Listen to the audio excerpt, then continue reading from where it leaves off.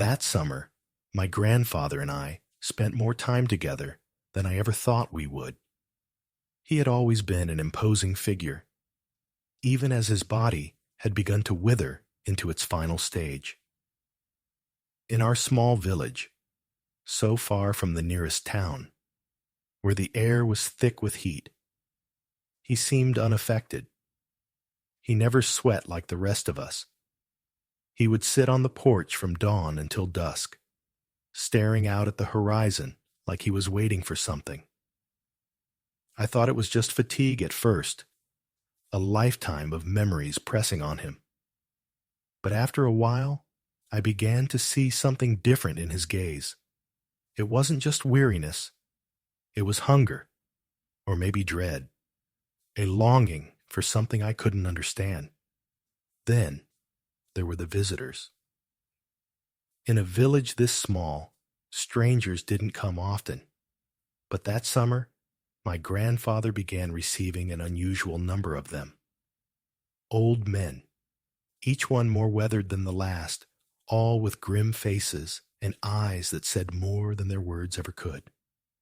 They came and they left without a trace.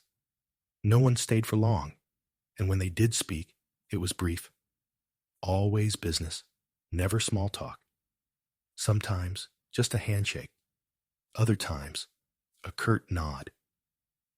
What unsettled me most was my grandfather's reaction to them. He would straighten when they approached, standing taller than I'd ever seen him. A kind of reverence, or was it fear, in the way he greeted them. There was a quiet camaraderie between them, but it was cold, distant. And the way they looked at him, like they were waiting for something unsaid, left a taste in my mouth I couldn't shake. One man in particular caught my attention. A scarred man, with a long, jagged line that cut across his left cheek and vanished into his jaw. He was there often, and his silence made me uncomfortable. When he spoke, it was in low tones, like a whisper meant only for the shadows. I would see them in the backyard at night, the scarred man and my grandfather talking in hushed voices. But whenever I got close, they would stop. It was as if they were speaking a language I couldn't hear. What disturbed me was how the scarred man would look at my grandfather. Eyes heavy, waiting, but never asking. He didn't leave like the others. Each time, it felt like he was only waiting for a signal to return. It wasn't until one evening, when we were sitting by the fire, that my grandfather told me something that made my blood run cold. His face flickered in the flames, his eyes clouded with something I hadn't seen before. Vulnerability, maybe, or something darker. "The war," he muttered, his voice thick with a weight I couldn't place. He didn't look at me when he said it, but at the flames, as if they held secrets he didn't want to face. "It doesn't end when you come home." I didn't respond. What could I say? I just sat there, watching him, feeling the distance between us grow with each word. After a long silence, he added, "The friends the war takes from you never really leave." His eyes met mine then, and I saw a fear there, a deep, gnawing terror that had nothing to do with age. It wasn't just the war. Something about his words lingered in the air, thick and suffocating. I knew there was more he wasn't saying, but I didn't ask. I knew better, knew. Days passed, and his behavior grew stranger. He pulled further away from me, spending more time on the porch. When his visitors came, he seemed tense, as if every moment stretched out on the edge of something he couldn't control. I tried talking to him, but it was always the same. He would deflect, talk about the weather or his garden, his words sliding off the surface like oil. I could see the small things, the glances exchange between him and the scarred man. The brief moments when their eyes locked in silent communication. Every time, my grandfather would quickly look away, as if he knew I was watching, but couldn't stop it. One afternoon, the tension broke. I was near the living room window when I saw the scarred man standing in the doorway, looking directly at me. He didn't knock. He didn't say a word. Just stood there for a moment, watching, before he stepped inside, as if it were expected. I froze. My grandfather was in the kitchen, stirring something in a pot, and for a long time, nothing was said. The silence stretched between them like a living thing. The man sat at the table, hands resting on his knees, his eyes locked on the floor. He didn't speak. My grandfather didn't acknowledge him. There was something suffocating in that silence. That night, something happened that I still can't explain. I woke early, a chill running through me as the house lay eerily still. I stepped out into the backyard, the cold air biting at my skin. The man with the scar was out there, standing in the middle of the field, staring at the road that led to the village. But he wasn't watching the road. He was staring at the place where my grandfather usually sat. His gaze was fixed, unblinking. He was waiting for something, someone, but not my grandfather. He was waiting for a signal, something only he could see. I watched from the window, my heart pounding in my chest, until, without a sound, the man turned and walked back inside, as if the whole thing had never happened. His steps were so quiet, it was as if he was moving in another world altogether. From that night on, my grandfather became even more distant. When I asked him about the friends he used to mention, those from the war, he simply looked at me, his tired eyes heavy with something I couldn't place. "Sometimes," he said, his voice barely above a whisper, "it's better to leave the ghosts of the past where they are." I didn't ask again. I knew better than to push him.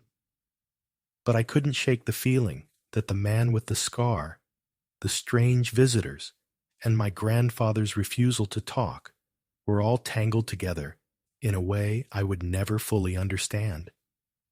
It was as if he had been living with something, or someone, that refused to let him go. Something that wasn't finished yet. The next morning, I woke up to an unsettling silence. The house felt still in a way that made the hairs on the back of my neck stand up. My grandfather wasn't on the porch, which was strange. He was always the first to rise, even before the sun could dry the dew on the grass. I went out back, my footsteps muffled on the cool earth, and found him near the shed at the far edge of the property, a place he rarely visited. The man with the scar was there again, but this time something felt different. His movements were sharper, more agitated. His words with my grandfather were quick, clipped, an exchange that felt charged with tension. Normally, my grandfather didn't welcome long conversations, especially not at dawn. But that morning he lingered. He didn't pull away. He didn't push him off, like he usually did. And as I watched from behind the old fence, I noticed something else that turned my stomach. The scarred man was looking at me, not just glancing, but staring, as if he were studying me, sizing me up with an intensity that made my pulse quicken. When our eyes met, I saw the barest flicker of a gesture, his hand moving slowly, deliberately, in a way that almost seemed like a command. It was subtle, barely perceptible, but it made the blood drain from my face. My grandfather saw the exchange, his expression hardening in a way I'd never seen before. He stepped toward me, his voice low and strained. "Stay out of things you don't understand, kid." His words hung in the air, echoing inside my head like a warning that hadn't yet fully registered. But that warning was all I could think about for the rest of the day. Something was unfolding around me, something dark and inevitable. And no matter how much I tried to ignore it, the puzzle pieces were falling into place. But the image they formed was one I didn't want to see. That night, I couldn't shake the feeling of being drawn into something too deep. I waited until my grandfather and the man with the scar retreated to the back of the yard, where they always spoke in hushed tones. I decided to follow them, my heart hammering in my chest as I moved quietly through the shadows of the house. When I finally reached the edge of the yard, I crouched low, listening to their words. What I heard made my skin crawl. "It's time," the scarred man said, his voice low but urgent. "He's close, closer than we thought." My grandfather's response was grave, filled with a weight I couldn't understand. "So it's here? Let's see how far he'll go." The words meant nothing, but the way they were said, so serious, so final, made something cold settle in the pit of my stomach. I wanted to ask. I needed to know what they meant. But something stopped me, a deep instinct telling me to stay hidden, to stay quiet. There was a darkness hanging over them, and I wasn't sure if I wanted to see it any closer. The next day, I confronted my grandfather. I stood on the porch, my voice trembling, as I asked, "What's going on? What's happening with those men? What are you hiding?" He looked at me then, his tired eyes locking with mine. For a moment, he didn't speak. It was a silence thick with something unspoken, something heavy. His gaze seemed to pierce through me, but there was fear there too. Fear, buried beneath his exhaustion. Finally, in a voice so soft it barely carried over the breeze, he whispered, "The past never dies." And that's what they don't understand. They know what's coming. The words felt like a punch to the gut. What past? What coming? My mind scrambled for answers, but it only led to more questions. Who were these men? What was my grandfather trying to protect me from? I wanted to ask more, but something in his expression stopped me. It wasn't just the tiredness, the wariness. There was something darker, something ancient, like a door he was afraid to open, but couldn't shut all the way. He looked at me one last time before speaking again, his voice so quiet it was almost a whisper. "If I tell you everything, it will end badly for you. So just leave me in peace." I didn't ask any more questions. The words had a finality to them that made my skin crawl. Time passed, but it felt like I was stuck, caught in an invisible web I couldn't see, but could feel tightening around me. I still saw the man with the scar, and the others too, always coming and going, their presence growing more urgent, more frantic, their eyes always searching, always waiting. The conversations were no longer just about pleasantries or weather. They were urgent. They were about something moving in the shadows, something I wasn't meant to understand. And my grandfather, no matter how much he distanced himself, I could see the weight of it, the burden of something he could never escape. The sleepless nights, the half-whispered conversations, the guarded, hurried answers. But the most unnerving part of it all was how he kept pulling away from me, as if trying to protect me from whatever was coming. But with every step he took away from me, he pulled me deeper into the mystery of it all, and I couldn't escape. It was that night that everything fell apart. I was lying in bed, trying to sleep, when a noise from outside caught my attention. Light footsteps on the dirt, soft but deliberate. It wasn't the usual sound of animals or the wind stirring the trees. This was different. My heart began to race as I slowly got out of bed. There was something about the silence that felt heavier than before, suffocating. I made my way to the window, my legs unsteady, and what I saw froze me in place. The man with the scar was standing by the shed, his back straight, eyes locked onto the house with an intensity that sent a shiver down my spine. But it wasn't just him.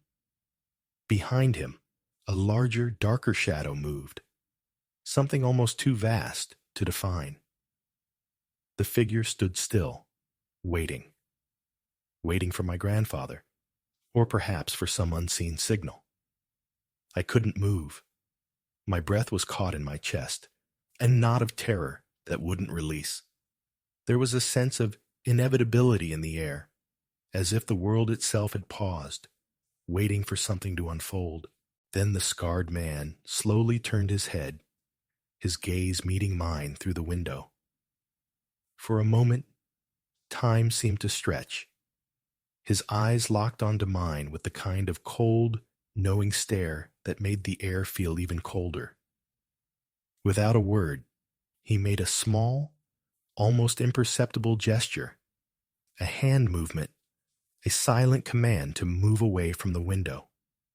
Fear gripped me so tightly I couldn't breathe, but my legs wouldn't move. I was frozen. His eyes didn't leave me, and something in the way he looked at me told me he knew I was watching. I realized then that there was no turning back. Whatever this was, I was already part of it. The next morning, the village was unnervingly calm. The silence weighed on me, thick and oppressive. I woke early, still haunted by the night's events, and found my grandfather sitting on the porch, staring out toward the horizon, his face unreadable. When he finally looked at me, I saw something in his eyes I'd never noticed before. It wasn't just the usual exhaustion. It was something darker, a quiet acknowledgement that he knew what I had seen, and that what was coming was unavoidable. His silence was a warning without words. The man with the scar didn't show up. No one came that day. The village seemed empty, its quiet stretched out like a deep breath held for too long. I spent the morning trying to make sense of everything, of the figures in the shadows, of the warning in my grandfather's eyes. But the more I tried to piece things together, the more it all slipped through my fingers, like sand in the wind. My grandfather was keeping me at arm's length, but in doing so, he was drawing me deeper into this darkness, bit by bit. In the afternoon, he called me to the shed. That alone sent a jolt of unease through me. My grandfather had never asked me to go there before. It wasn't a place I had ever been allowed to explore. When we arrived, he turned to me, his voice low and heavy, as if each word weighed more than the last. "I know you're curious," he began, his eyes flickering for a moment. I was too. Once. His words hung in the air like a warning, thick with a history I didn't understand. He paused, and I could see him struggling with the weight of his own thoughts. When he spoke again, his voice barely above a whisper, it was filled with a warning I couldn't ignore. "But what you want to know? It could destroy you, kid. The men who come here aren't friends. And the ghosts of the past, they don't get resolved with explanations." Before I could ask anything, he turned his back to me, moving toward the shed. My feet felt rooted to the ground, but some force stronger than fear, pushed me forward. I followed him inside, the smell of dust and old wood overpowering. In the center of the shed stood a table, cluttered with old tools. But what caught my eye was a crumpled piece of paper, partially covered by an old pendant. I didn't know what it was, but the sight of it sent a chill through me. My grandfather's eyes, when they fell on the pendant, darkened in a way I hadn't seen before. "Leave it where it is," he said, his voice hard and sharp. It was then that I understood. My grandfather wasn't just protecting me from the truth. He was protecting me from something far worse than I could imagine. He was trying to shield me from a past that was more than just memories. It was something alive, and it was coming for us. That night, I couldn't sleep. The house felt more foreign than ever. The walls seemed to close in on me, as if everything I had ever known was dissolving. I stayed by the window, watching, waiting for something, anything, to happen. But the night brought only more silence, and a distant sound that I couldn't place. It was a low, constant whisper, like the earth itself was trying to speak to me. When I looked outside again, I saw the two men, my grandfather and the scarred man, standing in the field.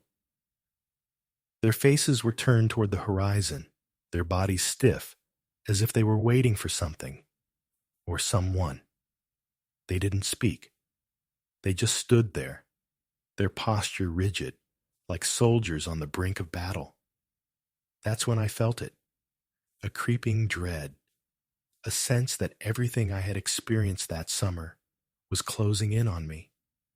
The visits, the silence, the tension in the air. The pieces were falling into place, and I didn't want to see the picture they formed. The next morning, my grandfather was gone. The porch was empty.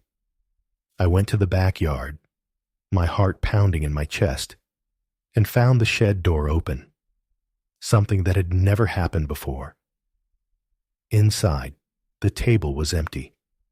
The paper and the pendant were gone. But there, in the center of the table, was a note, written in my grandfather's shaky handwriting. "He's already come. What's behind this? You'll never understand. Don't look anymore." I barely had time to process the words before I heard the creak of the door.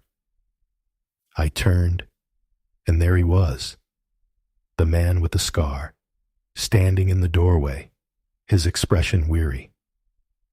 His eyes were tired, not just from age, but from something deeper, something that spoke of battles fought and lost. He looked at me, and for the first time, I understood. The war was over, and the ghosts had claimed their prize. Without a word, he turned and walked away, disappearing into the fog of early morning. My grandfather was gone, and with him, the answers I would never get. The village returned to its quiet, empty routine, but in the silence, I knew something irreversible had happened, something I would never fully understand. And still, to this day, I wonder, who were those men? What did my grandfather know? And what was he trying to protect me from?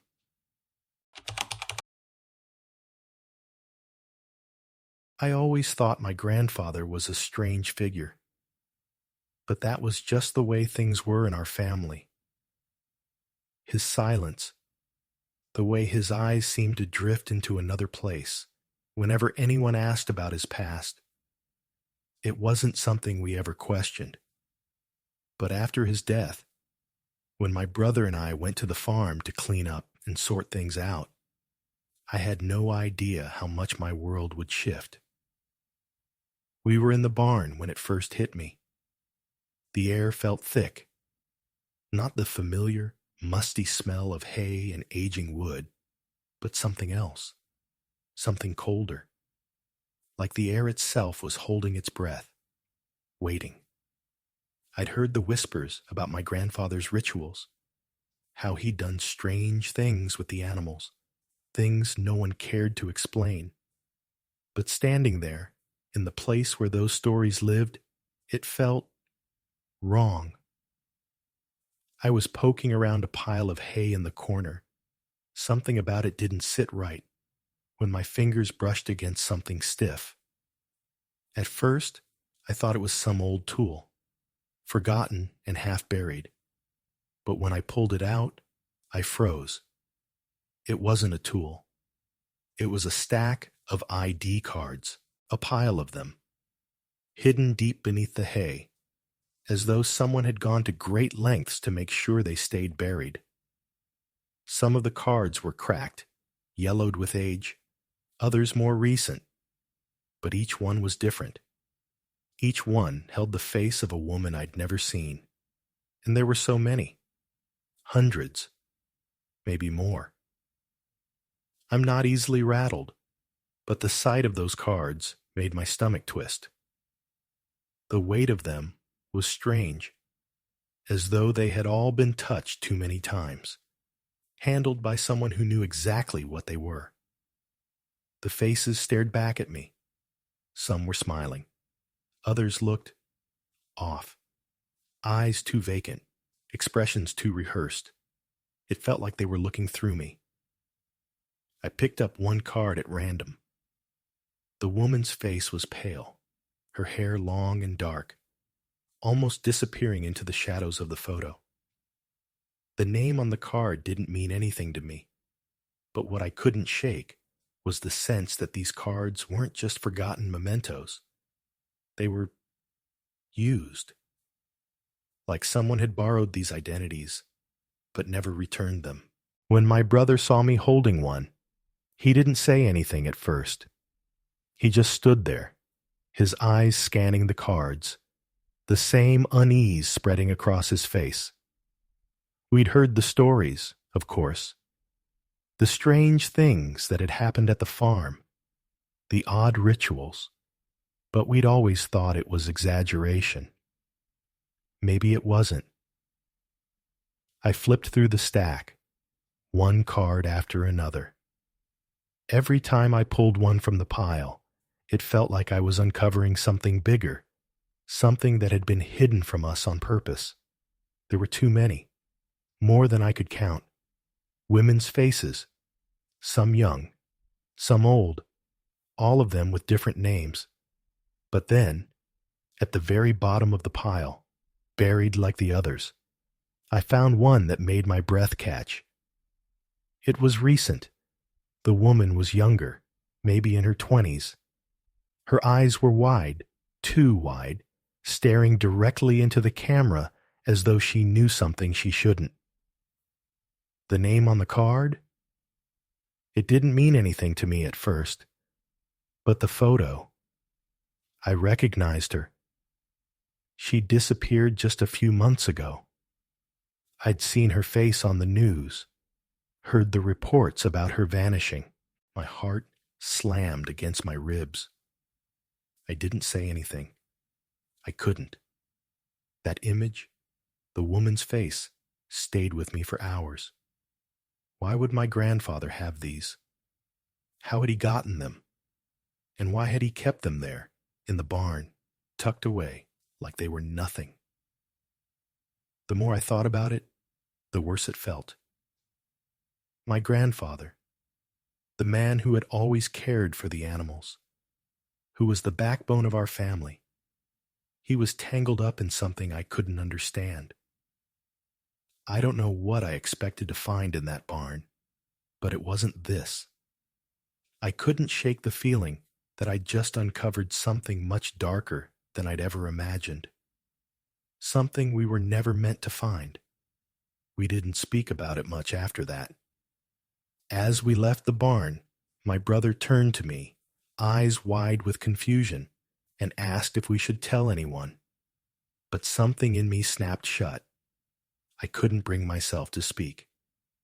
Maybe it was fear. Fear of what people would think. Fear that I was imagining things. Or maybe it was the fear of what we'd just stumbled into. Either way, I told him we should keep it to ourselves. For now. He didn't like it, but he agreed. We went back to the house, the place that used to feel like home, and it seemed normal again. But it wasn't. Inside, something inside me had broken, and I knew it would never be the same. I couldn't look at the farm the same way again. That night, sleep wouldn't come. I kept thinking about the cards. How had he gotten them? How many women's identities had he collected? Why? And why had he hidden them? What was it all for? But most of all, I kept thinking about that photo. That woman. What happened to her? And what part had my grandfather played in it? The deeper I dug, the more questions I had, and the more I wanted to forget everything. One thing was certain, though. Whatever my grandfather had been involved in, it was bigger, darker, and more twisted than I could have ever imagined. And even death couldn't bury it.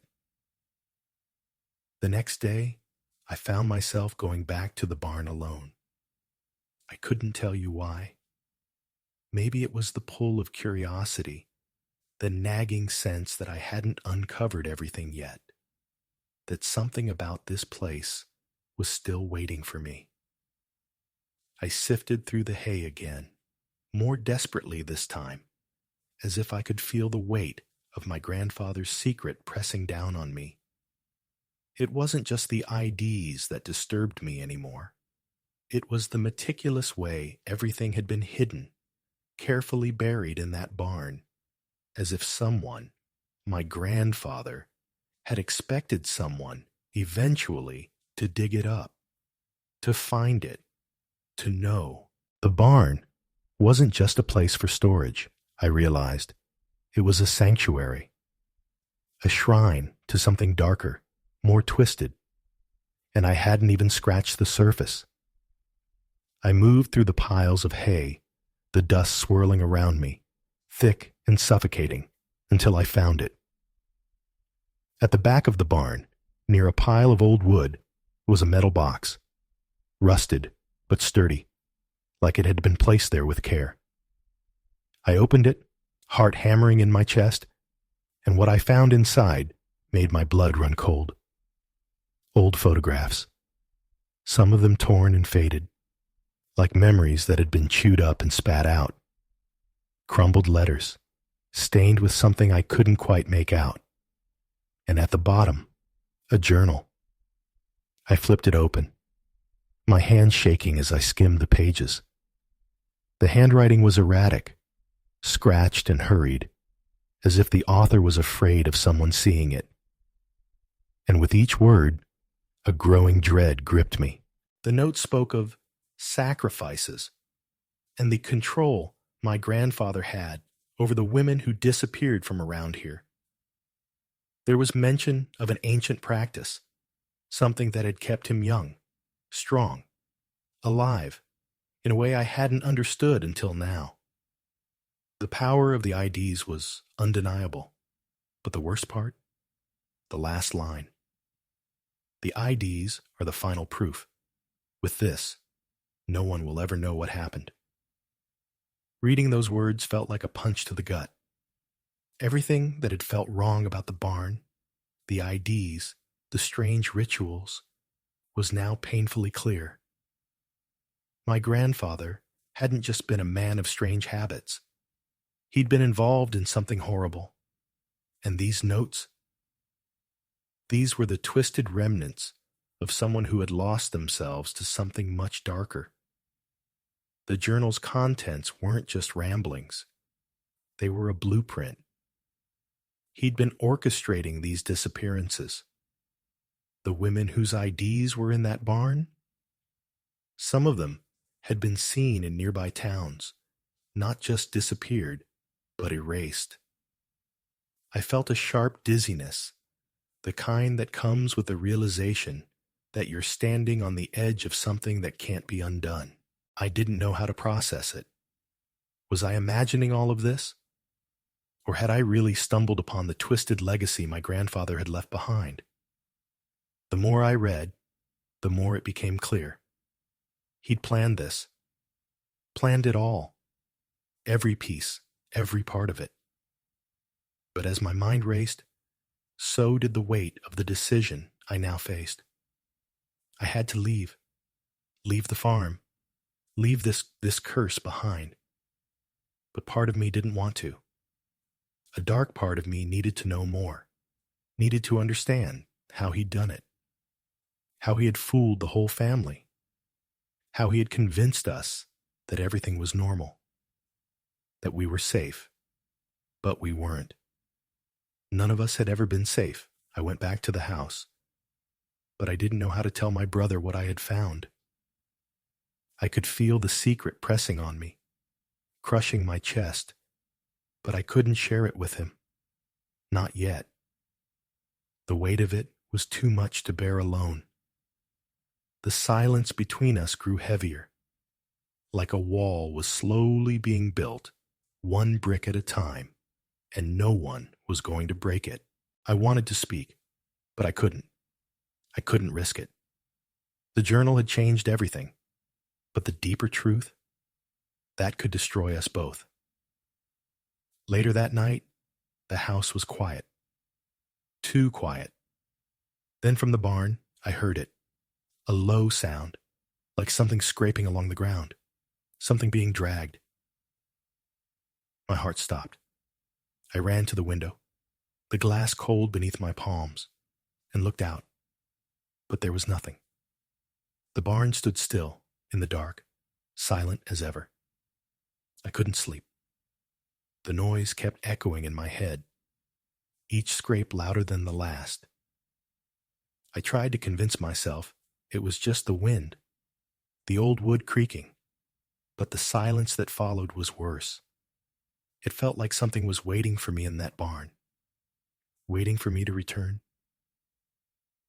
And when morning came, the weight of that secret, of what I had found, clung to me. It was there, pressing into my skin like a presence. Like my grandfather was still out there, controlling everything, even from beyond the grave. I couldn't shake the feeling that he was watching me, that whatever he had left behind wasn't finished with me yet. I knew one thing for certain. I wasn't free. None of us were. The next day, I couldn't stay any longer. I had to leave, but it felt impossible to walk away from everything I'd found. So, I went back to the barn, alone. Something about it, about the farm itself, had been gnawing at me, like a secret that had been waiting, quietly biding its time. The place seemed still, like it was holding its breath, as if it knew I'd come back. It wasn't just the hay, or the dirt, or the smell of old wood. It was the weight in the air, a tension I couldn't explain. I didn't want to look at the IDs anymore, or the journal. I didn't want to touch anything. But I knew, I felt, that something was pulling me toward that pile of hay, like the answers were still buried under it. My brother, seeing something in my face, asked what was going on. I couldn't tell him. I didn't have the words. Instead, I just said, "I'm doing what needs to be done." I couldn't admit it to anyone, not even him. I couldn't explain it to myself. I walked into the barn, heart racing. But as soon as I stepped inside, I knew something was wrong. Everything was silent, but not just silent, the kind of silence that feels like it's pressing against your ears. The pile of hay where I'd left the IDs was gone, just an empty space, as if it had never been there. Panic shot through me. I spun around, looking for any sign of where they had gone. The hay was untouched, except for a few scattered bits that had fallen from the pile. The journal, too. Gone. There was nothing. I was sure I hadn't imagined it. There was no way. The IDs had been there. The journal had been there. I had felt them. And now, in the blink of an eye, they were gone. The barn felt emptier somehow, as if it had swallowed everything up, leaving no trace behind. I wanted to run, to get out, but my legs wouldn't move. The walls felt like they were closing in. I couldn't make sense of it. And then, in that moment of dread, I realized maybe I'd never know the truth. Maybe whatever had been hidden here was never meant to be found. The truth had left with him. My grandfather, his rituals, the women, the IDs, it had all vanished. And now, the only thing left was the silence, the unanswered questions. When we left the farm, I didn't feel like I was leaving behind a place. I was leaving behind a story that I would never understand, a story that I couldn't even begin to process. I didn't tell anyone what had happened. I couldn't, not even my brother. There was no point. And the truth, that nagging, oppressive feeling, it stayed with me for weeks, like a shadow that wouldn't leave. The farm was abandoned, but I couldn't stop thinking about it. It was like the place itself was still watching me. The idea that my grandfather, even in death, could still be controlling something, still be there, terrified me. Every time I looked up at the sky, I couldn't shake the feeling that something was lurking just out of sight, that whatever had been left behind was still waiting for the next person to uncover what was never meant to be found. But I never went back, never spoke of it again. The farm, the barn, the IDs, all of it, gone, vanished. I don't know what happened, and I don't know if I ever will. All I know is that he is gone, but whatever he was involved in, it hasn't ended. It's still there, somewhere, waiting. From time to time, I dream of the barn, of the hay, of the IDs scattered across the floor. I see flashes of that journal, its pages torn, its words half faded but still full of something dark. When I wake, it's gone. But the feeling, that cold, empty feeling, is still with me. And deep down, a part of me knows that the answer may never come. I wonder now if by leaving, I also left behind a secret that should never have been uncovered. Or maybe something is still there, something in the dark corners of that barn, waiting for the next person to look, waiting to be found. I can't ever go back, but I know this much. Since that day, I've never been able to see the world the same way. I look at my family, at my life, and all I can think is, how much of it is real? How much of it is him? How much of what I saw that day in that barn was only the beginning of something I'll never escape? I've always been close to my grandmother. When my parents had to go away for a work event, they didn't hesitate to leave me with her. Her house had always been a place of comfort, a refuge.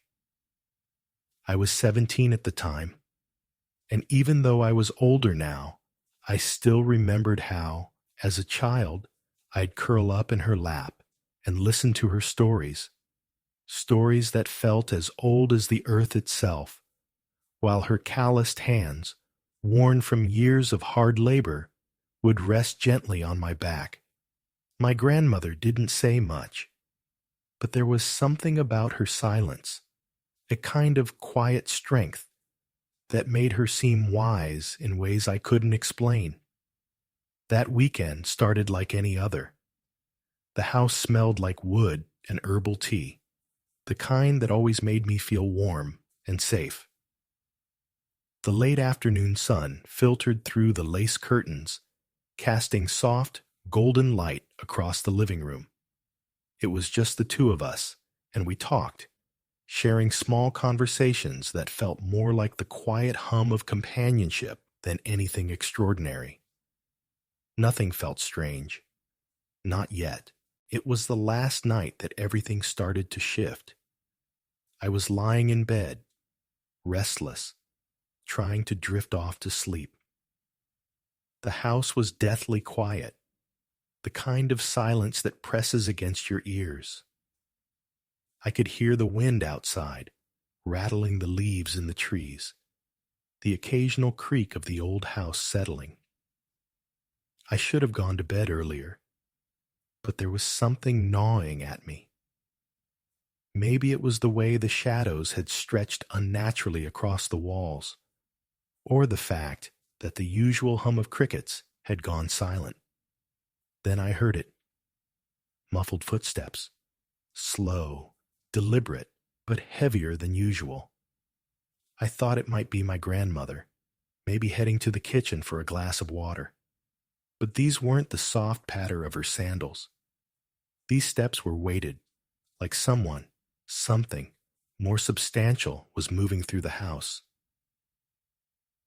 I slid out of bed, the floor cold beneath my feet, and crept to my bedroom door. The hallway was dark now, save for the faint glow of the lamp in the living room.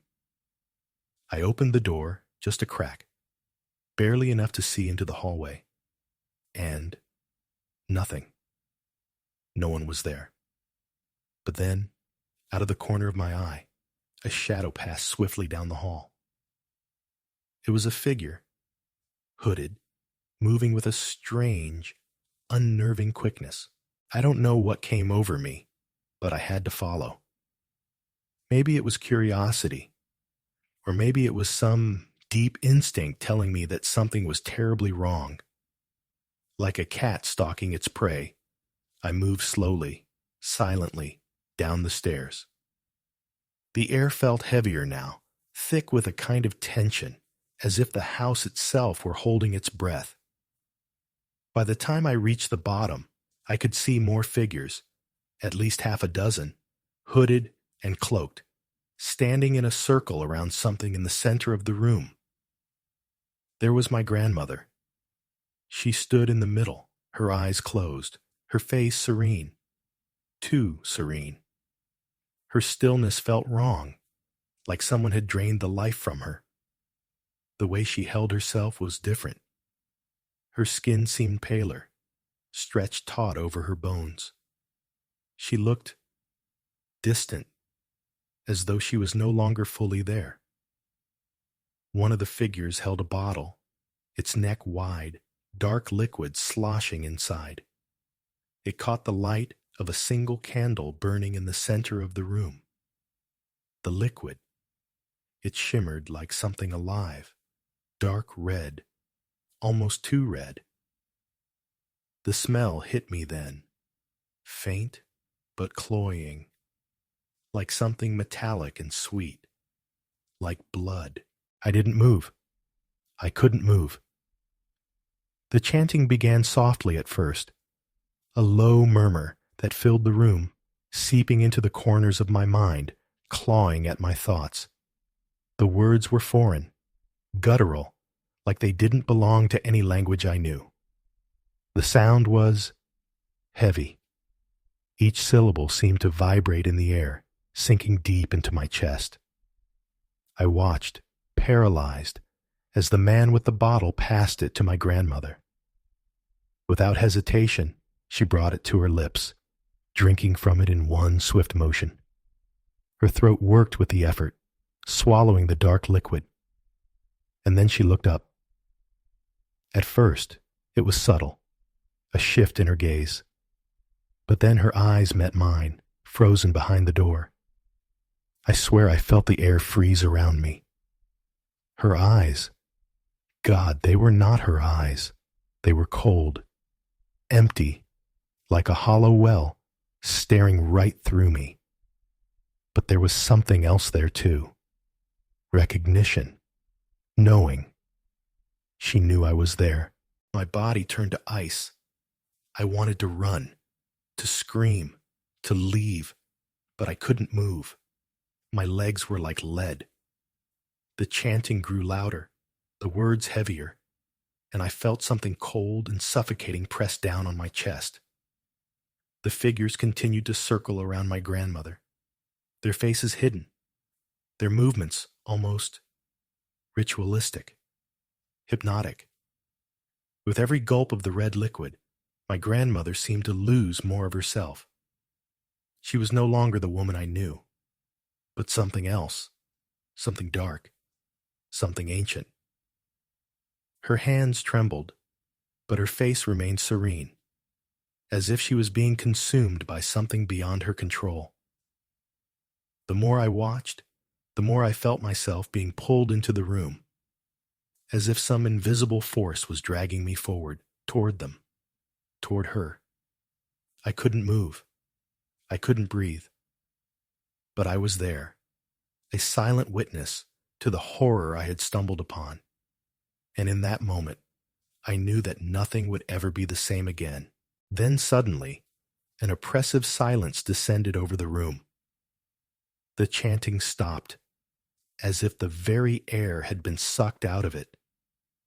Every one of those cloaked figures, no longer human in their stillness, turned to face my grandmother, who stood motionless, her eyes closed, lost in some kind of deep trance. I don't know how long I stood there, frozen, hidden behind the door.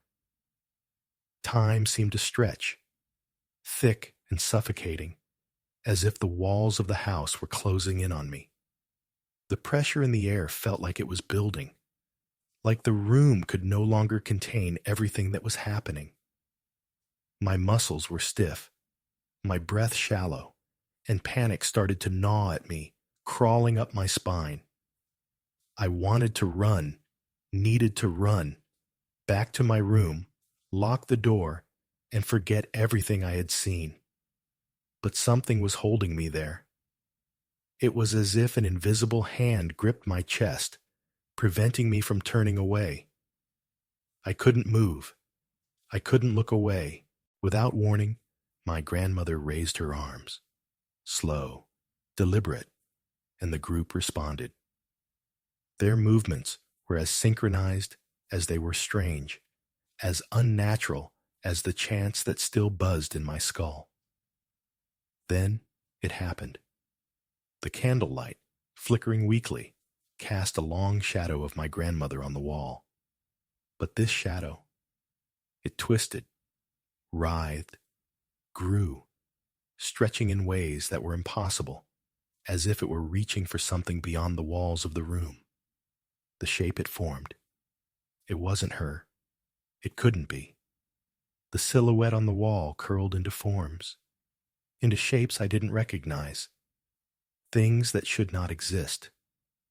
My heart pounded so violently that it felt like the ground beneath me was shaking.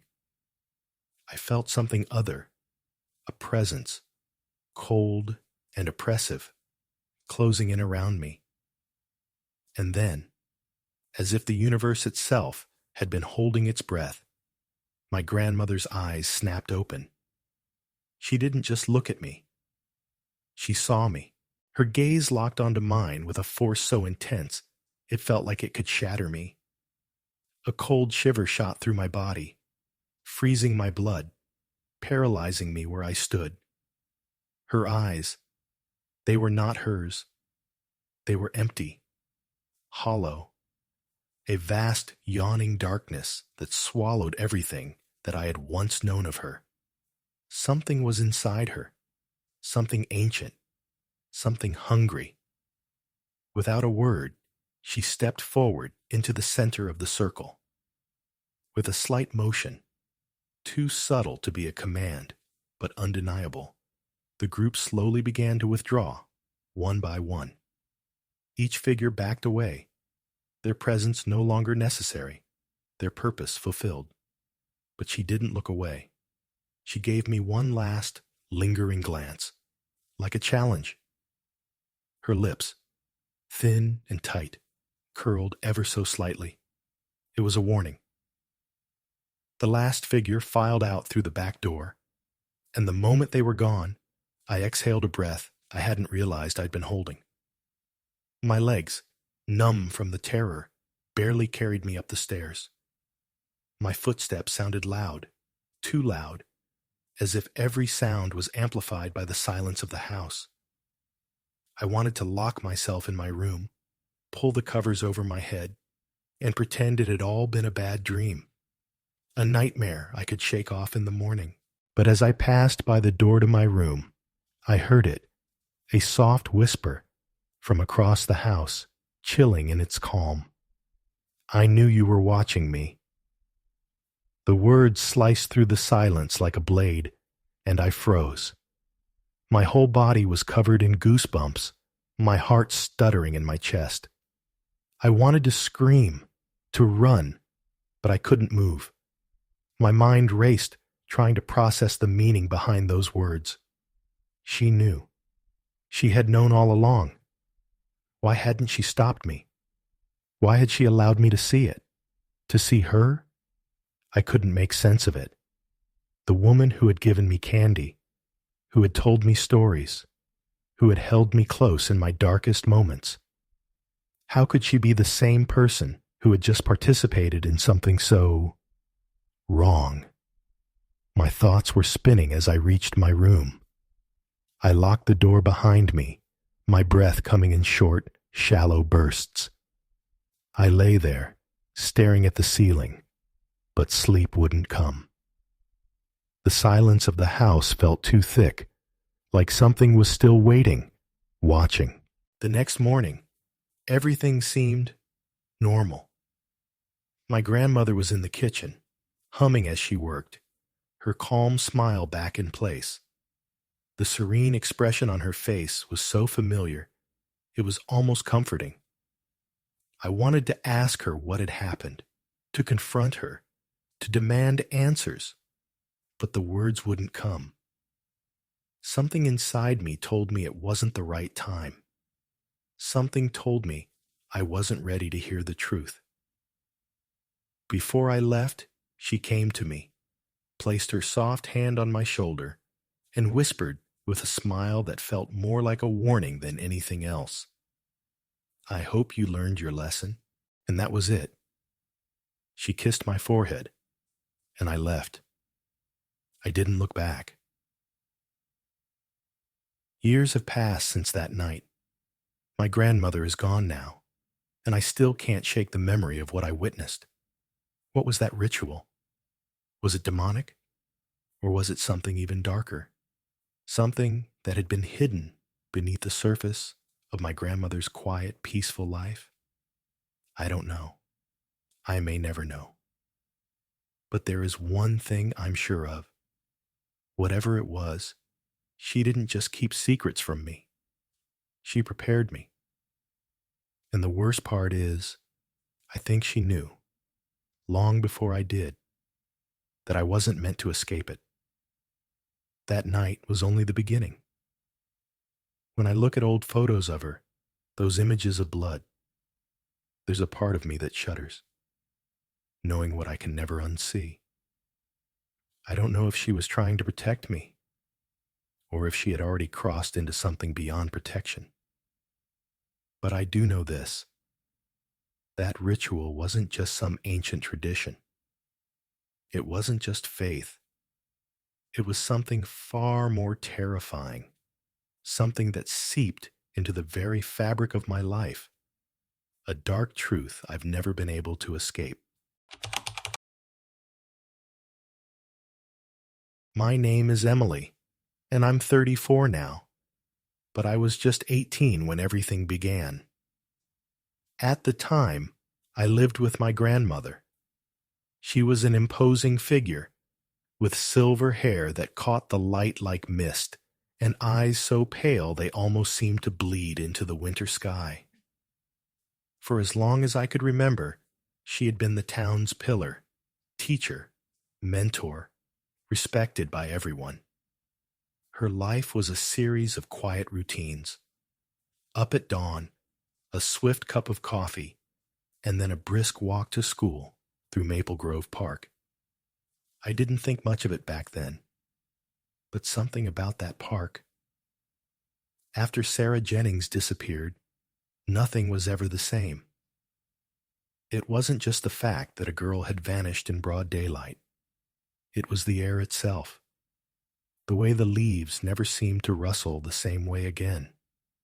How the sun felt colder. Sarah was a student at the school where my grandmother taught, though she wasn't in my class. I knew her name, but it wasn't until that afternoon when they announced she was missing that I realized how deeply the town was already spiraling. My grandmother's eyes grew distant after that. She avoided the park entirely, and though she didn't speak of it, I could sense a quiet war brewing inside her. She became almost hollow. Something in her shifted, and she'd glance at the park from the window as if it were a thing she was afraid to face. It didn't help that the investigation was falling apart. They had no leads, no witnesses. It was as if Sarah had just vanished into thin air. But then, a few weeks later, she started walking through Maple Grove Park again. Slowly, cautiously, like someone who had forgotten how to move. I noticed it immediately. There was a change in her. The same park that used to feel like an ordinary part of her day now seemed like a battlefield she was reluctantly stepping into. The first time I saw her come back early, her face drawn tight, like she had swallowed something bitter, I knew something had happened. I asked her about it, but she didn't meet my eyes. "I saw someone strange there," she said, her voice distant, as though the words weren't hers to speak. I didn't push her. Something told me not to, but when she began mentioning the man with the beard, tall, ungainly, his beard like a thicket of thorns, my stomach twisted. He was always lurking at the edge of her vision, a figure who never approached but always watched. She described him standing motionless by the trees, his gaze fixed on her, as if he were waiting for something she didn't understand. His eyes, dark and knowing, were the kind of eyes that didn't belong in our town. My grandmother never told me directly, but I could see the change in her. She started taking a longer route to school, avoiding the park altogether when she could. But there were still days when she'd leave before dawn and return with that same hollowed-out look. Something about it felt like she was running from herself, as though the park wasn't the only thing she was afraid of. Then came the day the local news aired the composite sketch. It was him, the bearded man. My heart stopped. The man they were now calling a suspect in Sarah's disappearance had eyes that seemed to crawl over you in the sketch, as if they knew what you were hiding. "I saw someone strange there," my grandmother's voice echoed in my head. She knew him. From that moment, she became something else. She was quieter, more withdrawn. She avoided me more, dodging my questions about the sketch with a practiced ease that made my skin crawl. I saw it in her. Fear. Real, palpable fear, leaking out in small, jagged pieces. She would flinch when I mentioned the park, and once I caught her staring at the map of the town, her fingers brushing over the outline of Maple Grove, as though she were tracing something she didn't want to acknowledge. And still, she kept walking there. Some mornings, she would slip out of the house before dawn and return early, her eyes flicking around the house as if to make sure no one was watching her. I never asked where she'd been. I didn't want to know. But I could feel it in my bones. Whatever had started with Sarah Jennings Whatever was lurking in that park was not finished yet. It was coming for us, too. A month after the composite sketch was released, something happened that I'll never forget. I was at home, lying in the dark, with the weight of the world pressing down on me, when I heard the front door creak open. It was still early, before dawn, the sky outside a bruised purple. Through the window, I saw my grandmother leave the house, her usual purse hanging from her arm. She walked with that same steady, purposeful stride, heading toward the park as if nothing had changed. I ran to the door, thinking she was just going to the market or pharmacy. But when I called her name, she stopped in the middle of the street. She turned to look at me, her face unreadable, but there was something in her eyes, something I can't describe except as resignation. It wasn't fear. It wasn't anger. It was like she had made a decision and accepted it. "Don't worry, dear," she said, her voice flat, almost mechanical. "I'll take care of it. Just stay calm." I wanted to say more, to stop her, but the words caught in my throat. She walked away without a second glance, disappearing into the misty streets. I stood frozen at the door, my mind racing. Take care of it. What did she mean by that? What was she going to do? I felt the walls of my world closing in, my thoughts a tangled mess of dread and confusion. Something was terribly wrong, and my grandmother, of all people, was walking straight into it. When she didn't return that night, I finally broke. No calls, no messages. The minutes stretched into hours, and the night itself seemed to grow thicker, swallowing every sound around me. That's when I did the one thing I never thought I would. I went to the park, alone. The streets were eerily silent, the usual hum of life snuffed out, as if the entire town was holding its breath. Maple Grove Park, once a place of quiet beauty, now felt like something else. The trees were too still, the shadows too deep. The cold air cut through me, sharp as glass. Every step felt like it echoed, and the deeper I went, the heavier the silence became. It was as if the park itself was waiting for something, or someone. As I walked deeper into the woods, I felt it, a chill creeping up my spine. The hairs on my neck stood up. I wasn't alone, and then I heard it. Footsteps, slow and deliberate, behind me. I froze, my breath caught in my throat. Without thinking, I darted off the path and crouched behind a large oak, my heart thundering in my chest. I peeked out through the branches and saw him, the bearded man. He was standing in the middle of the path, motionless, watching me. His eyes, dark and knowing, never wavered, never blinked. He stood as still as a statue. His gaze locked onto me with such intensity it felt like it was pulling me into his very being. My body went cold, and every instinct screamed for me to run, but my feet felt frozen to the ground. I tried to back away, my breath shallow, but I couldn't tear my eyes from him. The air between us felt thick, charged with something I couldn't understand.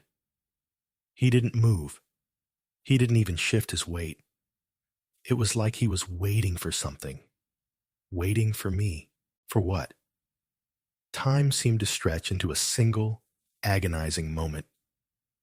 I thought my heart would explode in my chest. Then, without a sound, he turned away and began to walk into the trees, his tall figure vanishing into the shadows like he was never there at all.